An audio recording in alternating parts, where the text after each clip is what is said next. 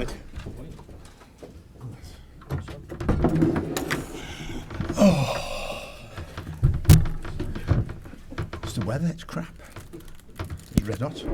London yesterday. Why? All right. Okay. It was lovely in London yesterday, was it as well? Sorry. It was lovely in London yesterday. It was brilliant. Do you want to start us off with the injury situation? Yes, we're a bit obviously concerned about the Morgan Schneiderland and Leighton Baines is cut. We've also had a back problem with Dominic as well.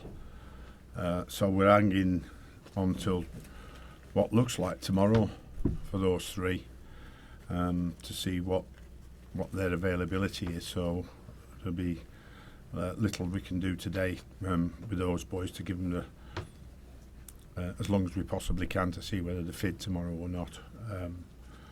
Obviously that leaves us, if none of them make it, that leaves us pretty limited, but I'm hopeful that if not all three, at least two of the three come through to be available for selection Huddersfield away. Still too early for Gylfi Sigurdsson? Oh yeah, he's only just jogging around the pitch now in his rehab, so it's still a way off. Terrific gesture the other night for the club to have the robot mascot. Yes. The virtual reality thing. What did you make of all that?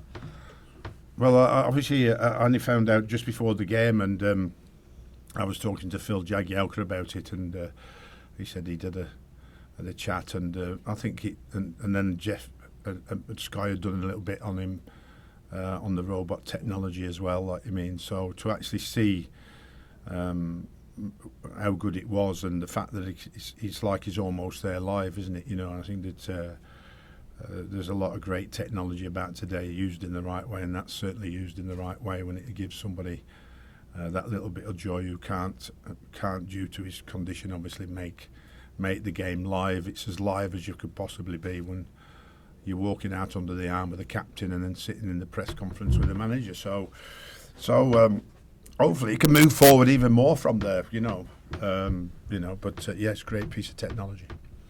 So, one defeat in six, 8th in the Premier League, a great position to be in. I mean, when you consider how the things were looking when you first arrived here, is this as good an outcome as you could have possibly expected, or even better, do you think? Well, you could always you'd always want to strive to do better. I think that because we started in my reign so well, that we built up a great expectation that it might be even better than what it is now. But I think in reality, with all what we've done since we've been here, and how hard we've all worked, both off and on the field, staff behind the scenes and players, we've achieved a good way forward in the space of 5 months, and it is only 5 months, and I think that what we've achieved in that period of time and what the players have achieved in that period of time is to strive to get better and better and be more and more consistent. And I think that certainly at home you cannot argue with the consistency and the quality that we've shown and the results. And away from home is still ongoing in terms of our capabilities of getting better, which has obviously been a long-term problem here at Everton. So I think it's been satisfying that the players have worked so hard to move the club in the right direction and get themselves away from what they were threatened with when I arrived. So yeah, it's been pretty satisfied, and one is never satisfied as a manager. One always wants your team to do better, to win more, to achieve more, but overall it's pretty satisfying for everybody, from the players and the backroom staff point of view, to have got where we've gotten with 3 games left, to try and continue to finish the last 3 games at the very least undefeated. Do you feel in that respect as well then that you'd like to maybe be more entertaining, if at all possible? Do you feel as if you're under any sort of obligation? But you see, what is entertainment? Entertainment is the master of defence in Europe, Simeone. Is that entertainment? Well, this is the question. But what I'm saying is he's called the master of his trade. Hasn't conceded a goal. I think he's only conceded 4 goals at home all season, and he's a master of defence. So I'm seen as defensive and too negative. Is that unfair? I don't think it's unfair. No, I just think that we all want to be more entertaining. I'm saying this: where we started to where we are now, we have not only achieved the goal we've achieved, but we have achieved some extremely entertaining games that we've played, right? And when you look at Newcastle, right, why was it difficult? What do we say? It takes 2 to tango. Did Newcastle want to come and try and put out their own half? No. Did Newcastle ever try and attack, apart from the last 10 minutes? No. So entertainment comes by both teams being a bit more open, a bit more adventurous. Newcastle were not adventurous whatsoever. So that's why we controlled the game and had to be very, very patient and wait for our opportunity. And when we got our opportunity, we struck and we won the game. Newcastle then came out the last 10 minutes and we had to defend the last 10 minutes, and we defended that very well to win the match. So if you want to look at the game in its entirety, it's very difficult to break down 10 players or 11 players in their own half. You know, Chelsea couldn't break us down. We played them at home. Liverpool couldn't break us down. We played them at their place, apart from a Salah wonder goal, and we got a 1-1. So, you know, it seems to be the running trend. Not for the players here, but for Sam Allardyce. It always seems to be the running trend. But I can cope with that because I do my job to the best of my ability, and I've always tried to be honest with everybody about how I do it and why I do it. And I think that because of where we started and where we are, we start from that basis and then get better. When you are faced with 28 goals conceded in 8 matches before I arrived, you know, one would expect that the manager would try to put that right first. And that's what we've tried to do. And then I think we're more entertaining now than when I first arrived here. I think we've got more confidence to be more of an attacking force.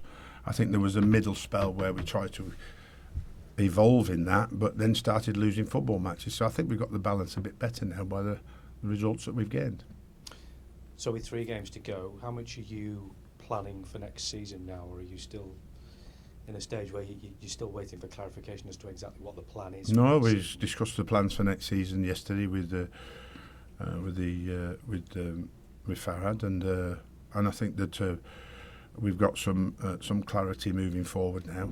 I think our pre-season, in terms of when we start back and where we go, is nearly in place. The ins and outs of players is, there's this and this and this and this, but it's a pure wait and see basis in terms of what we can try and achieve, and then under those circumstances, what players do we move on? And I think that's a natural balance of everybody's pre-season. So we've had a discussion in that manner, and we try and move forward at the end of the season as quick as we can. So you're all on board together and looking forward to next year? Didn't I just say that? Just yes. for the sake of clarification. Clarification, yes. As far as Huddersfield are concerned, they're not quite safe, but in a fairly decent position. They've got a tough running. They'll obviously be wanting to make sure that they're in the Premier League next season. What have you made of the job that David Wagner's done over there? Well, I think for the first season in that we're seeing that possibly all 3 teams that got promoted are going to stay in the division. I don't think anybody sort of expected that position, but I think that particularly from his own form point of view, I think they've won 6 at home is where their mainstay, like ourselves, has come from. So I think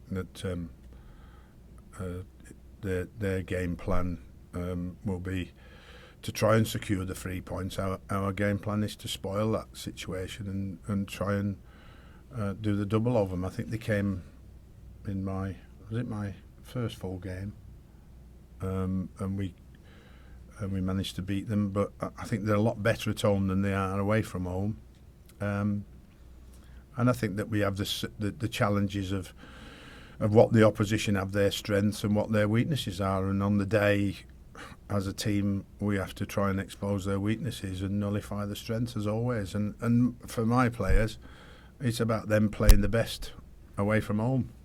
Play it away from home like you play at home. And we'll certainly give Huddersfield some problems. And I think any less than that, we will have a struggle against Huddersfield. Just finally, some of the fans with longer memories might remember 1985 when you played for Huddersfield against Fulham, and you're getting sent off after one of your teammates got involved in a horrendous challenge. What do you remember of that particular game? As clear as horribly I remember that situation, because I lost the plot, because David Burke was a young lad that grew up with me in the Bolton days, who I got to play with at Huddersfield, and when the bones shot through the sock on that challenge, there's no chance of me keeping me cool, unfortunately. I think the sad thing for me was I never got the player in the dressing room. They managed to shut the door before I got to him, because it was an horrific challenge, I think. And actually one of the first cases ever won, because I think David Burke sued the player on that challenge and won his case. But it was really horrific on the day. You're a bit calmer these days. I am, yeah, just a bit. Thanks, Sam. Sam, can I just check with you a little bit more about those plans for the summer? Because I spoke to you a couple of weeks ago and you talked about reducing the squad by about a dozen. Is that still the plan, and does that then depend on finances available for new players? You can say it. You can say a dozen. You can say 10. What would you get to? Where will you get to that? I certainly think that the development of younger players is blocked up when you have a squad as big. A first team squad as big as it is, and in saying that, we've seen a lot of youngsters extend beyond their dreams this year and played a lot of regular first team football, and have left players a lot older than them back behind them. So, you've got your Bennies and Tom Davises and John Joe Kennys, Mason Allgates, Dominic Vlasic has had a few run-outs, So we've had some youngsters, but I still think that when you look at a squad as big as ours, that it needs to be reduced. For managing the numbers is a difficult task. With the expectation that you try and build, you need to be able to concentrate on those particular players, and look for youngsters to break in the side and give them an opportunity when you can. So I think reducing the squad is what we need to do. And when we sign a player, I think we need to sign a player for the first team, not for the squad. So I don't think we need too many players, but I think when we need a player or two, and he has to be a top player to go straight in the team and make us better. Whether we get to that level and in such a difficult circumstances this summer due to the World Cup is one we will try hard to do. But at this moment in time, we've had our discussions and see what we can do, and we take it forward. But have you asked for finances, and have you got an assurance that the money's there if you want to go and buy quality players? I think that whatever finances we've discussed is between the club and nobody else. And when a transfer comes along, and whoever that player might be, we will have already discussed whether he's affordable or not. And if he is, we will try and get him. Thank you. Okay. Just one. Yeah, just very quick one, Sam, about the offer for Wembley. Your thoughts on that as the National Stadium? Well, I haven't. Well, that was a bit of a shock for me, but having tried to listen to as much as what people think out there, it sounds like it's going to be a very, very good idea, based on the team still.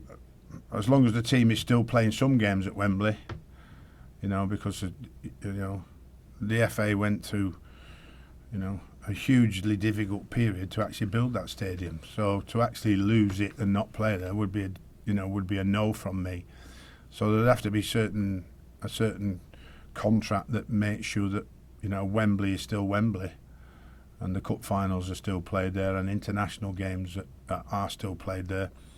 But obviously, the travelling over and across the country would balance that off very, very well, I think. And of course, with extra money coming into the FA spent in the right way,